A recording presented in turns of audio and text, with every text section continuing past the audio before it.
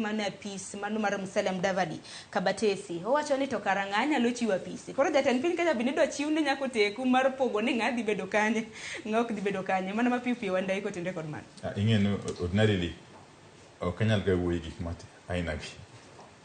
ni ministers kawo time gi ni debate ni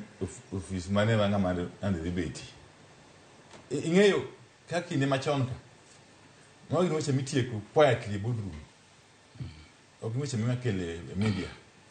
ni minister mane dhi bedo e ot mane gino weche moko concern jo Kenya kata matin okay and it goes a long way to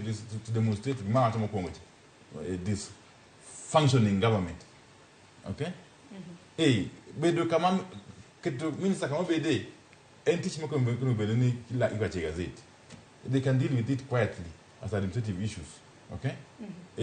your paying for services very very seriously services or do a debate about ngama bedo kuni give it keto weche manono